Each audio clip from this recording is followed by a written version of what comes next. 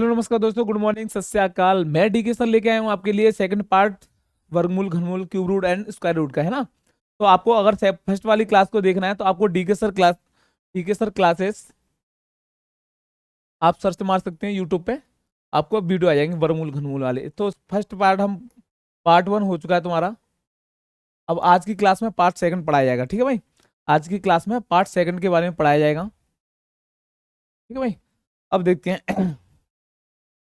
कल मैंने आपको क्यूब रूट के बारे में थोड़ा सा बताया था कि लास्ट क्लास में जो क्यूब रूट कैसे निकालते हैं, ठीक है। उसमें मैं एक क्वेश्चन तुम कहो तो रिपीटेशन के लिए करा ही देता हूँ। जैसे मैं बोलूँ कि रूट में 4913, रूट में 4913 का क्यूब रूट निकालना है। आपको क्या निकालना है? Cube root. तो मैंने आपको याद हो तो आपको कल वाली क्लास के लिए, आप अगर नहीं याद है तो आपको नॉर्मली पता होना चाहिए कि अगर घनमूल की बात करें हम, तो इन तीन अंकों का सिर्फ एक ही अंक आना है। इन तीन अंकों का सिर्फ एक अंक आएगा तो वो क्या आएगा? केवल 7 आएगा। क्या आएगा? 7। अब ए 4 से सबसे पहले एक का क्यू 1 होता है, दो का क्यू 8 होता है, तो 4 है वो किसके क्यू से कम है?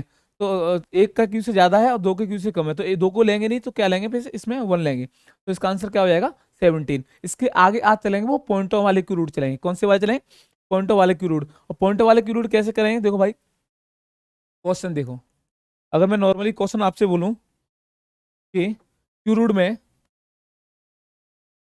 79.507 प्लस क्यू रूट में 0.79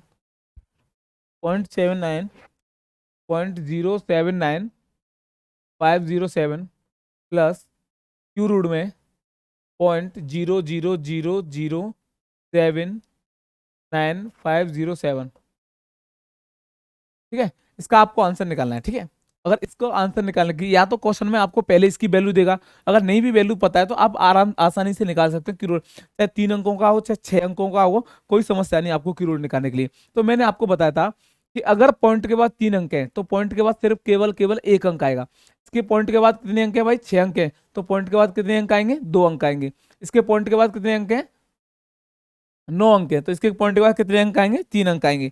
फिर मैंने देखा कि अगर क्यू रूट की बात करें हम, अगर क्यू रूट की बात करें तो इसका केवल एक ही अंक आएगा। और 7 किसके अंक में आता है? आपको पहले से पता था कि 3 के अंक में केवल 7 आता है। पॉइंट लगा दिया। 79 से कम किसका क्यू होता है? तो 4 चौक 16 चौक 64 और 5 125 हो जाता है। तो 4 का कम होता है, 5 का ज्यादा होता है, तो 5 को तो लेंगे नहीं हम। क्या लेंगे? 4.3 प्लस। आ जाओ इसमें। इसके 2 अंक हैं तो पॉइंट लगा लो, और दोनों अंकों का, इसका मैंने अभी थोड़ी देर पहले निकाला, इसका क्यू कितना होता है? 43। तो 0.43 प्लस इन 3 जीरो का सिर्फ एक जीरो, है ना। 3 जीरो का एक जीरो, इन सबका कितना आया था? 43। तो आप इसको प्लस करके आप आंसर निकाल सकते हो। अगर इसे हम प्लस करेंगे तो आंसर क्या आएगा भाई? इधर देख ले, 4.3, 0.43, 0.043। तो आप इसे प्लस करें 377.4, तो इसका आंसर क्या हो जाएगा? एग्जैक्ट 4.773। आप आंसर लिख सकते हैं भाई, ठीक है भाई। तो इसका कभी भी अगर ऐसा क्वेश्चन आता है आपको, सबसे मेन चीज तो होता है इसका क्यू रूट निकालना। क्यू रूट को मैंने बहुत इजीली तरीके से बता दिया कि इसका केवल केवल, मैंने देखा कि लास्ट में जो 7 आता है इकाई अंक, वो केवल केवल 3 के क्यू में आता है, अन्यथा किसी के क्यू में नहीं आता। तो इसका तो केवल 3 आने वाला है। और 79 से कम किसका होता है? क्यू 4 का होता है। तो इसका आंसर क्या आएगा? 4.7993। नेक्स्ट क्वेश्चन देखते हैं। इसमें कोई समस्या हो तो बताओ मेरे को, अगर कोई भी समस्या हो तो बताओ। नेक्स्ट क्वेश्चन देखते हैं। अगर नेक्स्ट क्वेश्चन देखेंगे तो देखो,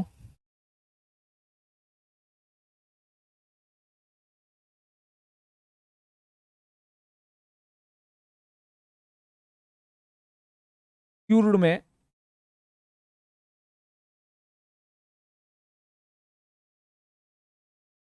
चलो, क्यू रूट के अंदर आपको क्या करना है?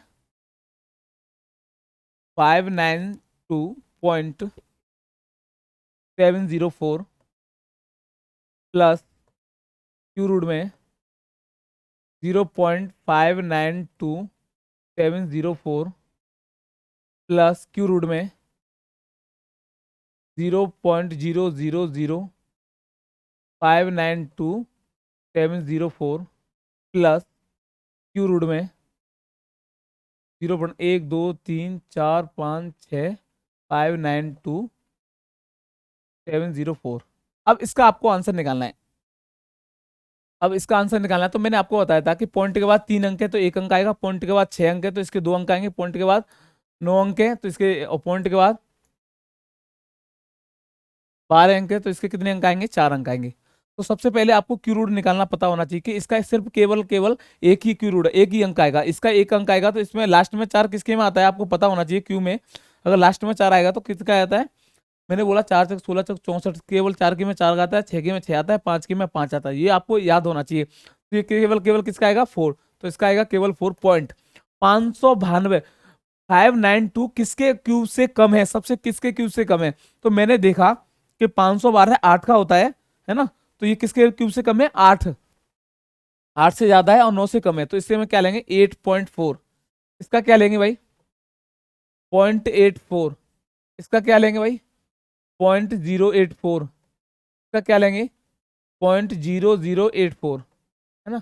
तो आप इसको प्लस करेंगे तो इसका आंसर देखो कैसे सॉल्यूशन कैसे करना है। 8.4, 0.84 और 0.84 और 0.0084। तो आप क्या करना है, 4 2 3 3 9, सिंपल। तो आप इसको प्लस कर दें तो क्या आ जाएगा, इसका आंसर क्या होगा भाई, इसका एग्जैक्ट आंसर होगा 9.3324। कोई समस्या हो तो बताओ भाई इस वाले। अगर कभी भी 6 अंक के, 10 अंक के, 12 अंक के, कितने भी अंक के क्यू रूट दे दे, आपको मात्र मात्र 3 से 4 सेकंड में इसको सॉल्व करके दिखाना है। अभी मेरे को कैलकुलेशन में, अभी अगर मैं इसको डायरेक्टली स्पेशली करूं तो मुझको 3 से 4 सेकंड के ज्यादा समय नहीं लगेगा। अभी हम लोगों को इतना टाइम इसलिए क्योंकि मुझे एक एक चीज को समझा समझा के करवाना पड़ रहा है, ठीक है भाई। तो आप लोगों को ऐसे कभी भी क्वेश्चन आ जाए तो आपको छोड़कर नहीं आना है, सिंपल डायरेक्टली आपको आंसर ऐसे ही करना है। अगर मैं बात करूं वर्गमूल की बात करूं तो आपको वर्गमूल कैसे निकालना है, ठीक है। अगर मैं वर्गमूल की बात करूं तो देखो नॉर्मली, नेक्स्ट, चलो अगर मैं वर्गमूल की बात करूं, जैसे 196 है, 196 दिया है, तो सबसे पहले तो मैंने आपको ये देखना है ये कितने का वर्गमूल होता है।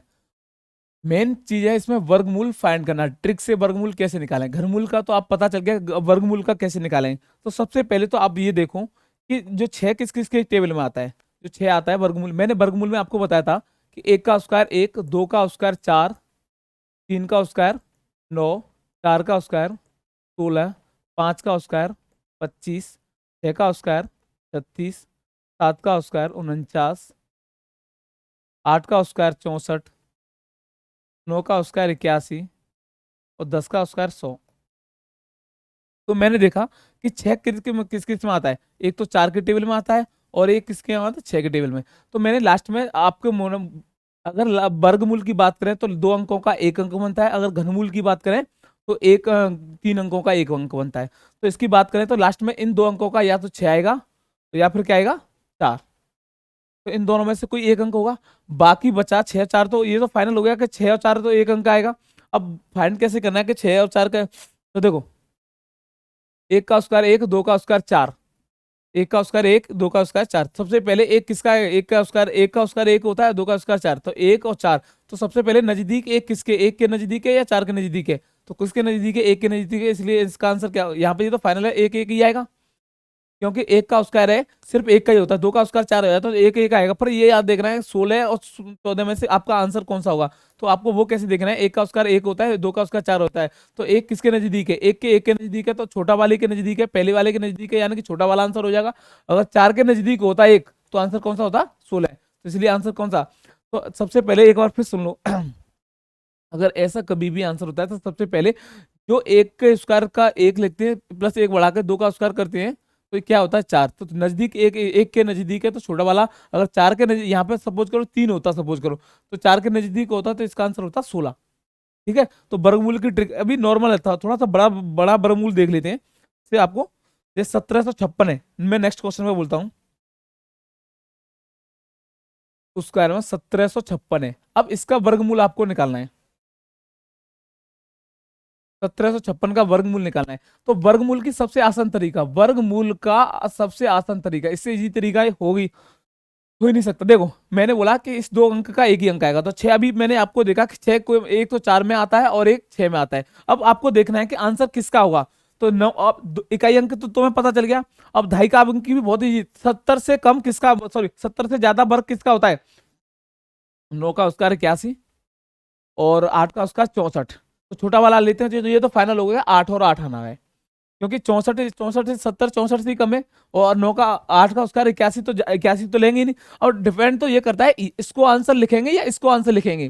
तो आंसर कैसे लिखेंगे कि 8 का स्क्वायर तो 64 होता है और 9 का स्क्वायर होता है 81, तो एक बढ़ाकर उसका लिख लिए। तो सबसे पहले नजदीक किसके है, तो 70 नजदीक में, इसमें कितने का अंतर है भाई, 70 और 64 में, 70 और 64 में कितने का अंतर है भाई, 6 का। और इसमें अंतर कितने का भाई, 11 का। तो अंतर कौन सा पास है, 6 पास है या 81 पास है। सबसे पहले देखा मैंने 6 पास है, तो छोटा वाला पास है, तो इसमें आंसर कौन जाएगा, 84। अगर बड़ा वाला पास होता तो आंसर कौन सा होता, 86। तो सबसे पहले तो आपको ये देखना है कि नजदीक किसके है, यानी कि पास किसके है, जिसके पास होगा वही आंसर होने वाला है इसमें। तो बताओ समझ में आया कि नहीं कंसेप्ट। और बोलते और टफ कराऊंगा, अभी 2 मिनट रुको, कितने भी, अभी तो 2 अंक का था, अभी 4 अंक का, अभी काफी अंक के क्वेश्चन आ जाते हैं, ठीक है। जैसे मैं बोलूं अंडूड में,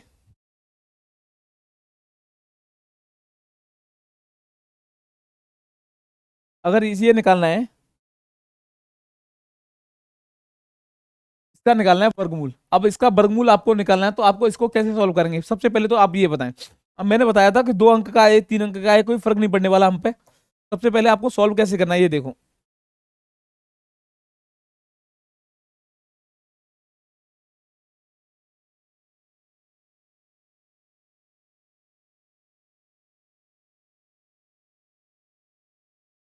चलो भाई कराएं। मैंने आपको पहले ही बता दिया था कि अगर ऐसे कभी भी क्वेश्चन आता है, तो इसका 2 अंक का, इसका 1 अंक। तो मैंने देखो 3 की 9 किस किस के में आता है भाई एक तो 3 के में 9 आता है और बाकी 7 के में 9 आता है ना। अब देखते हैं। और 94 से स्क्वायर किसका कम है भाई, 9 का स्क्वायर 81 और 10 का स्क्वायर 100। तो इसमें ये तो फाइनल हो गया, 99 आएगा। तो ये तो अब फाइनल हमें करना क्या है कि 93 और 97 में से कौन सा हमको आंसर लेना है, इनमें से एक ही आंसर होगा, बट होगा कौन सा वो कैसे देखते हैं। तो मैंने देखा 9 का स्क्वायर 81 लिया है। अब 9 का स्क्वायर 81, अरे यार 9 का स्क्वायर कितना होता है 81 और 10 का स्क्वायर होता है 100। तो अब ये नजदीक देखा जाए तो किसके नजदीक है, ये इसके नजदीक इसमें कितना नजदीक है भाई, इसमें 6 का कम है और इसमें कितना कम है भाई, 9 4 13, 13 कम है। अब मैंने देखा नजदीक कौन सा वाला है, ये बड़ा वाला नजदीक है, तो इसका आंसर कौन सा होगा 97। अगर छोटा वाला नजदीक होता तो आंसर क्या होता 93। तो जो आप जो जिसके नजदीक हो, अगर बड़े वाले के नजदीक है तो बड़ा वाला आंसर है, छोटे वाले नजदीक है क्योंकि जो भी यहाँ पे वैल्यू होती है उसका स्क्वायर करके एक बढ़ाकर उसका दोनों को लिख लेते हैं, जो कंपेयरिंग करते हैं, जो वाला छोटा वाला है वही आंसर होने वाला है। ठीक भाई, नेक्स्ट देखते हैं। ठीक है, अगर क्वेश्चन इसी को मैं ऐसे बोल दूं, वही पॉइंटर वाला थोड़ी देर पहले मैंने बता भी दिया था, इसमें से क्वेश्चन ऐसे भी आ जाता है कि रूट में 60.84 प्लस रूट में 0.4684 प्लस रूट में 0.00684 प्लस रूट में 0.0000684, 6084, इसको आज आपको सॉल्व करना है। तो इसको सॉल्व करने के लिए मैं आपको पहले ही बता दिया था कि अभी पॉइंट के बाद मैंने क्यू रूट में बताया था कि पॉइंट के बाद 3 अंक है तो इसका 1 अंक होता है, और यहाँ पे पॉइंट के बाद 2 अंक है तो इसका 1 अंक होगा वर्गमूल में और क्यू रूट में। यहाँ पे कोई साइन नहीं लगाया तो इसका मतलब क्या होता है आपको पता होता है, इसका मतलब 2 होता है। तो इसका 1 अंक आएगा पॉइंट के बाद, इसके 2 अंक आएंगे, इसके पॉइंट के बाद 3 अंक आएंगे, इसके पॉइंट के बाद 4 अंक आएंगे। तो सबसे पहले तो आपको हमें ये पता होना चाहिए कि 6084 होता किसका है। ठीक है, इसको निकालने के लिए आपको पता होना चाहिए 6084। तो मैंने देखा कि 4 किस किस के में आता है भाई, 2 के में आता है और 8 के में आता है ना। तो ये वाला तो कंप्लीट हो गया। 60 किस किस से कम है, 60 का स्क्वायर किससे कम है, नॉर्मली आपको पता होना चाहिए, 7 का 49 होता है और 8 का 64 होता है। तो 7 7 आएगा यहाँ पे, अब देखना किसका है, 7 का स्क्वायर 49 और 8 का स्क्वायर 64, नजदीक किसके है ये।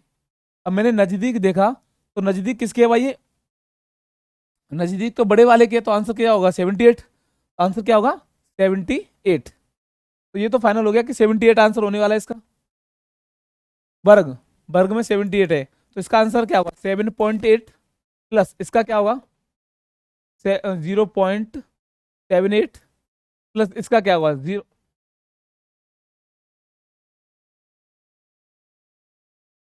चलो, इसका क्या होगा 0.78 प्लस इसका क्या होगा 0.078, 078 और इसका क्या होगा, अरे यार क्या हो रहा है ये, प्लस इसका क्या होगा 0.0078। आप इसको प्लस कर दो आंसर आ जाएगा, ठीक है भाई। प्लस करना भाई यही तरीका भाई, 7.8 को जोड़ो और 0.78 लिखो इसके नीचे, प्लस 0.78 इसके नीचे लिखो, प्लस 0.0078 लिख लो। तो 8, 15, 16, 16, 8, तो 8.6658, तो इसका आंसर क्या हो जाएगा भाई 8.6658। कोई समस्या हो तो बताओ भाई मेरे को, ठीक है भाई। चलो भाई नेक्स्ट क्वेश्चन कैसे चलते हैं। अगर ऐसे कभी भी क्वेश्चन आ जाता है तो मैं एक नॉर्मली क्वेश्चन आपको बता देता हूँ।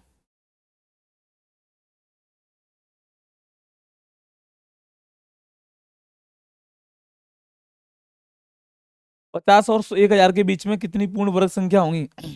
चलो 50 और 1000 के बीच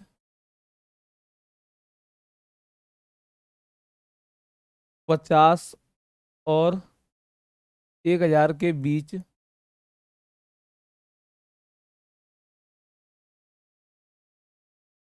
कितनी, क्या हो रहा है कितनी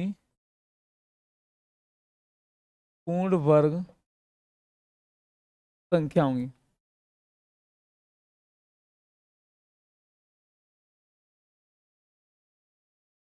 चलो भाई 50 और 1000 के बीच कितनी पूर्ण वर्ग संख्या होंगी, ये क्वेश्चन पूछ लेता है, काफी बार पूछा गया है एग्जाम में।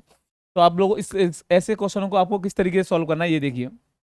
50 और 1000 के बीच में कितनी पूर्ण वर्ग संख्या होंगी।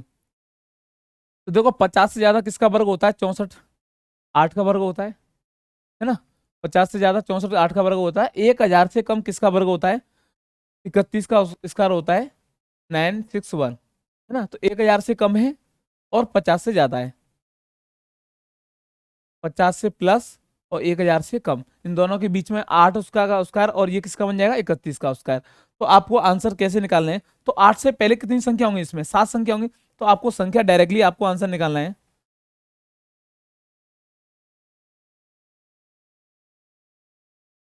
आपको डायरेक्टली संख्या, अरे क्या हो रहा है आज यार, डायरेक्टली संख्या निकालना है। आप क्या करेंगे 31 में से आप 7 माइनस कर देंगे, आंसर कितना बचेगा 24। ठीक है भाई 31 में आप क्या माइनस कर देंगे 7 माइनस कर देंगे तो आंसर कितना बचेगा 24। ठीक है। हम्म, हम्म, हम्म,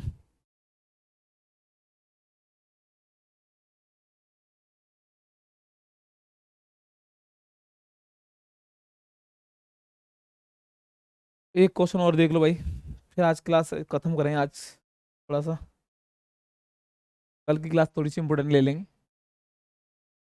मैं क्वेश्चन में करूँ -x⁻⁻1 मल्टीप्लाई बाई की पावर रूट में -1 z मल्टीप्लाई z की पावर -1 x। तो इस तरीके को क्वेश्चन को सॉल्व करने के लिए आपको क्या करना है, कुछ नहीं करना है भाई, सिंपल सबको रूट में लिख लेंगे। तो इसे क्या लिख सकते हैं 1/x मल्टीप्लाई बाई मल्टीप्लाई, इसको क्या लिखेंगे 1/बाई मल्टीप्लाई जेड तो क्या लिखें, 1/z मल्टीप्लाई एक्स, जेड से जेड कट गया, वाई से वाई कट गया, एक्स से एक्स कट गया, 1 में 1 बचा, 1 का आंसर क्या हो जाएगा 1। अगर ऐसे कभी भी क्वेश्चन आते हैं तो आपको इस तरीके से आपको इसको सॉल्व करना है, ठीक है भाई। बाकी कल कराएंगे भाई, आज के लिए इतना ही। Thank you for watching my videos, और सब लोग शेयर लाइक कमेंट कर दिया करें यार, ठीक है। आज के लिए इतना ही काफ़ी है, बाकी कल मिलते हैं आपसे। ओके।